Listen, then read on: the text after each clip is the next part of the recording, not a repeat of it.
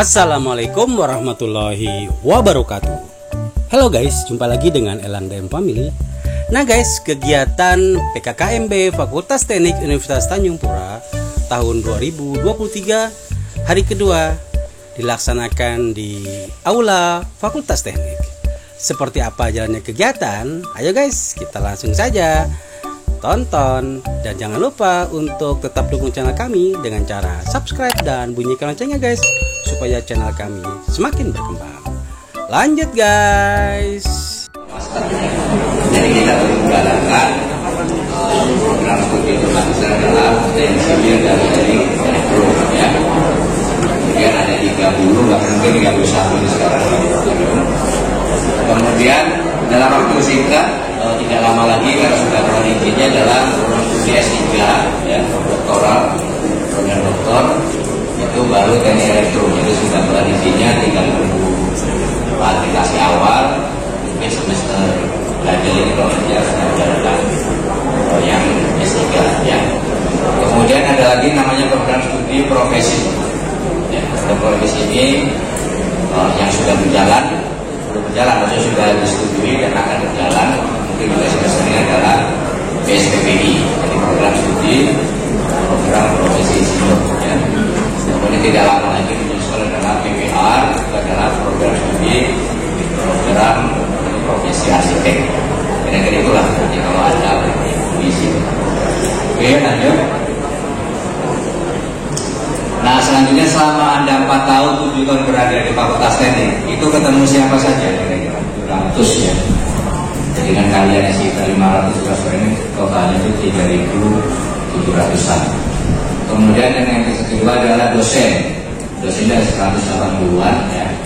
Nah, di dalam dosen itu Anda akan mendapatkan atau akan menemui atau dibimbing sama dosen namanya dosen PA. Dosen pembimbing akademik. Jadi jangan malu-malu nanti kalau ketemu dosen pembimbing akademik, dosen PA, karena itu tempat Anda menanyakan sesuatu ya. Jangan malu ya, memang disediakan untuk bertanya kalau ada persoalan apa, asal jangan ganti ya. Jadi isinya misalnya mengapa kuliahnya susah, berapa SKS nanti yang diambil, apa langkah-langkahnya, itu boleh bertanya ya, karena disediakan dosen PA. Yang ketiga adalah tenaga pendidikan atau jadi ini adalah staff ya. Jadi kegiatan ini bisa terselenggara karena ada tendik ya. Jadi tendik ini yang nanti ada daftar ketemu yang dari staff dan pada tendik ada 3 entitas. Jadi akan ketemu 3 ini, mahasiswa dan dosen dan tenaga pendidikan. Kemudian fasilitas yang tersedia di laboratorium dari sesi tertentu membahas tentang teknik informasi berkaitan dengan mendaftar, memilih mata kuliah dan seterusnya di sistem informatika, teknologi informasi.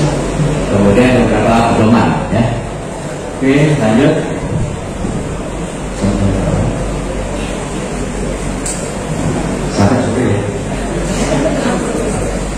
Oke, selanjutnya apa yang harus Anda temukan atau Anda peroleh ya, yang harus diperoleh itu sebetulnya 3 ya. 3. Jadi selama 4 tahun 7 tahun ada di sini, yang dicari, yang didapat atau diharapkan Anda punya kompetensi itu ada 3. Pertama adalah sikap ya. Sikap. Kemudian adalah pengetahuan, knowledge ya. Sikap tadi ada attitude, kemudian keterampilan. Jadi Anda selama kuliah di sini yang Anda dapatkan 3 hal ini ya. Terkait dengan sikap, terkait dengan pengetahuan, knowledge Anda, kemudian keterampilan yang diasah di sini ya, di pendidikan tinggi. Oke, lanjut.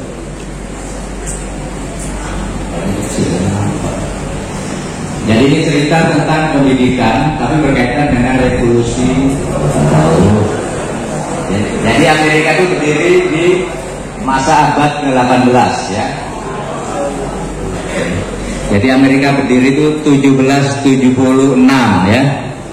Bulannya bulan Juli, tanggalnya tanggal 4. Jadi ingat ya, kalau Indonesia merdeka tahun 45 ya. Jadi cukup lama, jadi selisih 200 tahun. Kemudian abad ke-19 ini adalah berkaitan dengan revolusi yang kedua, industri kedua, itu elektrifikasi, mungkin ditemukan listrik ya. Kemudian revolusi ketiga ini mulai ditemukan komputer, ini adalah masa-masa otomasi, arahnya ke digital. Oke, lanjut. Ya, kita lewat aja. Nah, bagaimana pendidikan yang Anda akan jalani ya? Jadi sampai dengan revolusi tadi, revolusi pertama itu model pendidikan yang pertama adalah teacher center. Jadi gurunya ngomong sana sini, meleter sana meleter situ, mahasiswanya, studennya atau siswanya nggak tahu. Ya. Yang kedua adalah sistem pembelajaran student active learning, jadi pembelajaran dulu sistematik, mungkin dikenal belum tahun lalu ya, di SMA ya. SMA itu ada istilah pembelajaran sistematik, itu adalah yang kedua adalah student active learning ya. Kemudian ketiga adalah student centered learning, jadi pembelajaran berpusat kepada student atau mahasiswanya. Jadi dosen guru bersifat atau bertindak sebagai fasilitasi ya. Nah, di dalam perguruan tinggi itu adalah yang keempat. Jadi masih sama, namanya istilahnya student centered learning. Apa kira-kira hobi universal learning?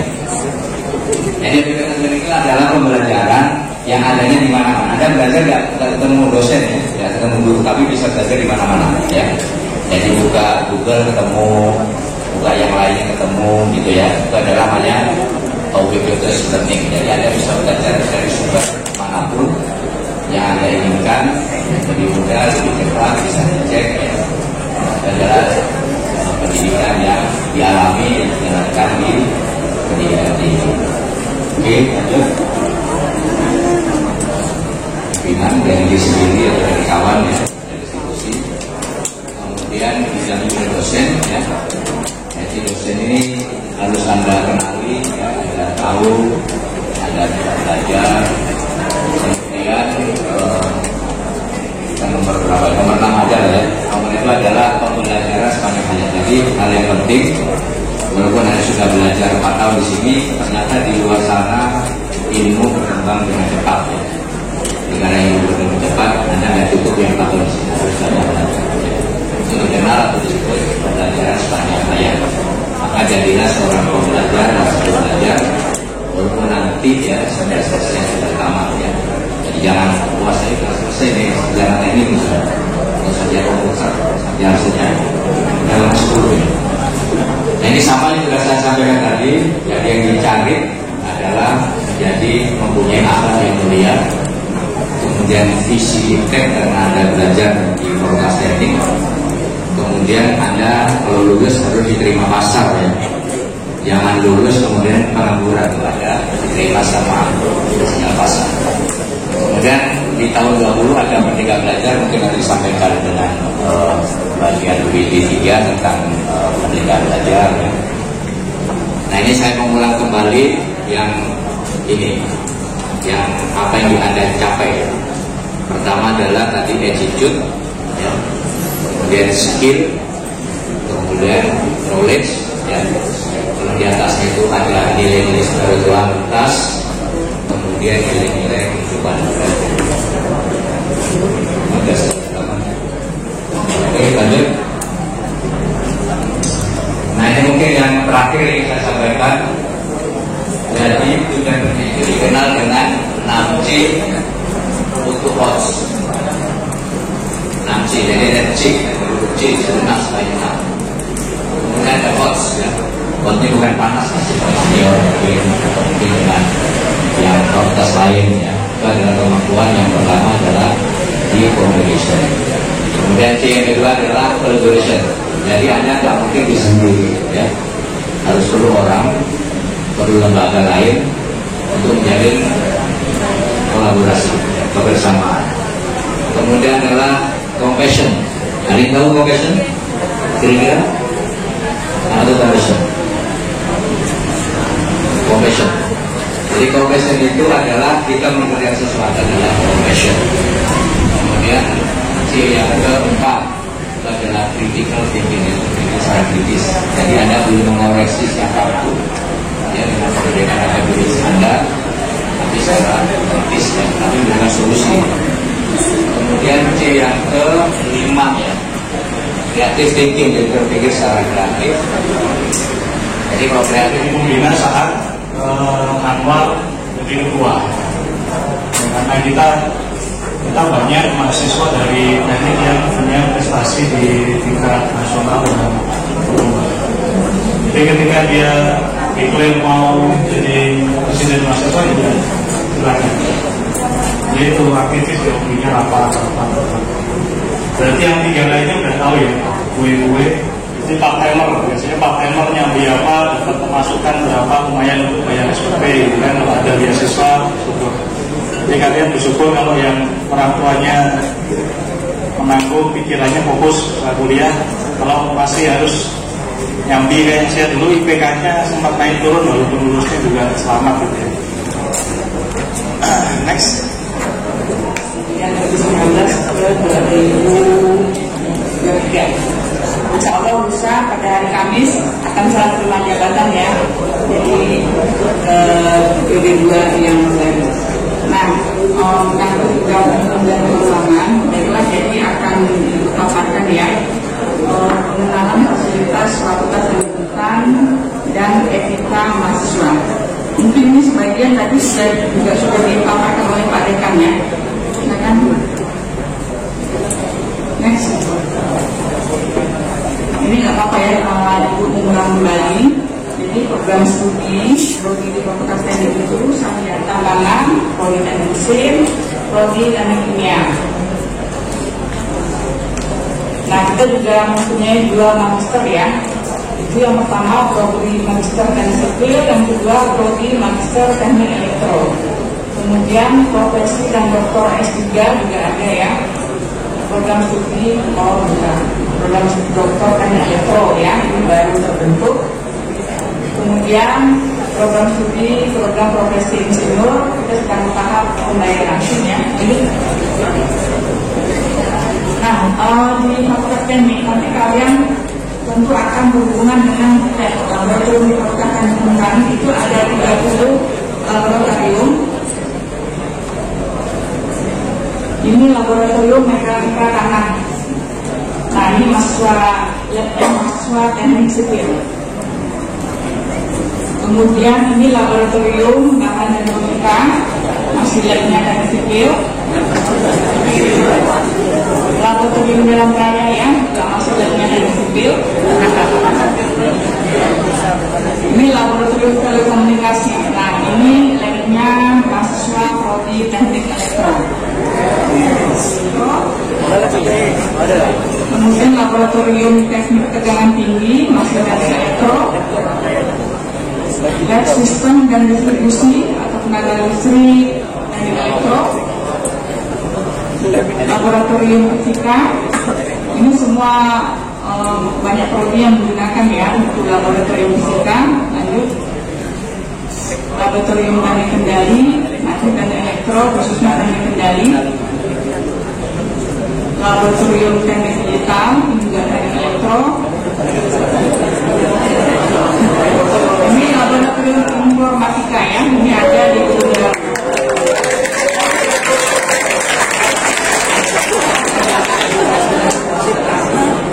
Laboratorium kualitas air ini untuk prodi teknik lingkungan.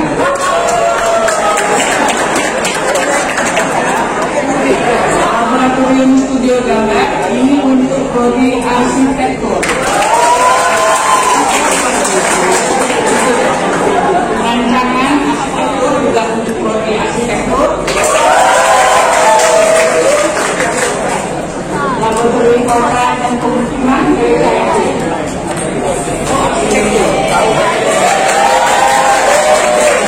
Laboratorium teknologi bangunan dan sipil. Laboratorium perancangan kerja dan manajemen produksi dan industri. Uangnya apa ya? Laboratorium sistem produksi dan industri.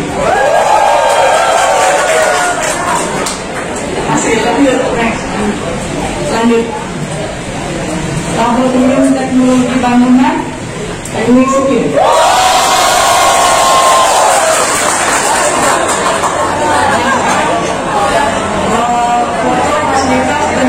Kemudian ada UKM Kapasipa.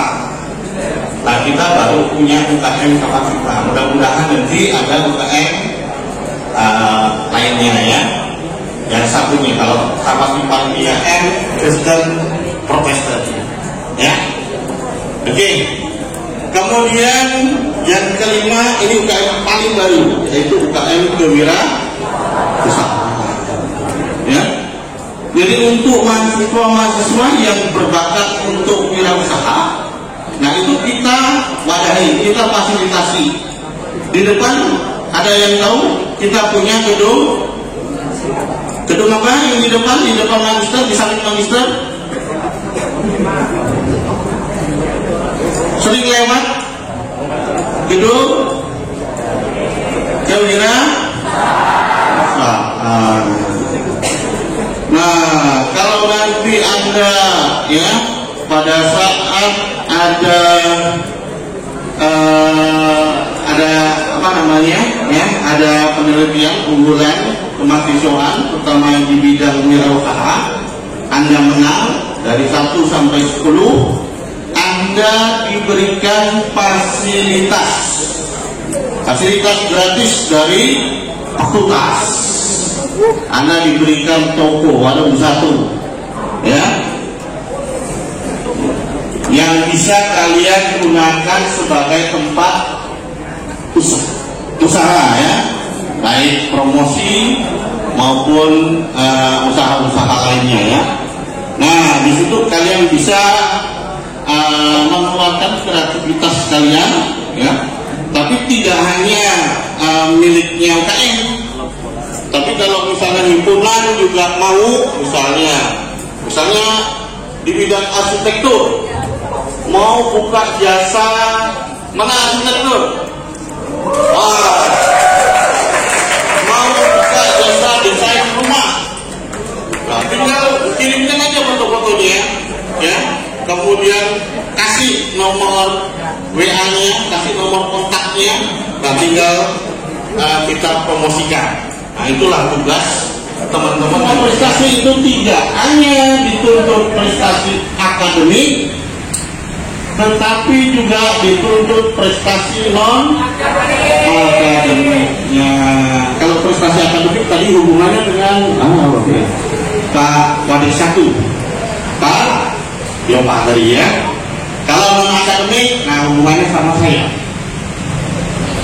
Kalau kalian bisa menunjukkan prestasi yang sekarang kita kelola, ya, untuk jenis beasiswa yang lainnya ada tidak Pak? Ada. Seperti yang tidak ada di sini adalah beasiswa unggulan.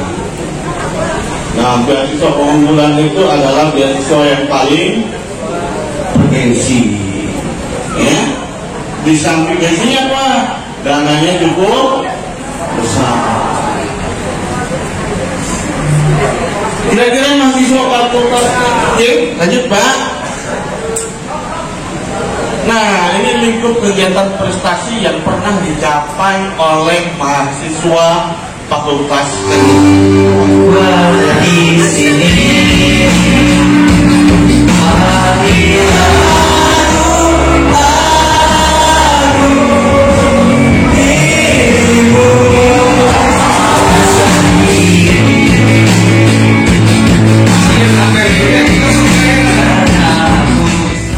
Demikian guys, aktivitas PKKMB hari kedua yang dilaksanakan oleh Fakultas Teknik Universitas Tanjung Pura.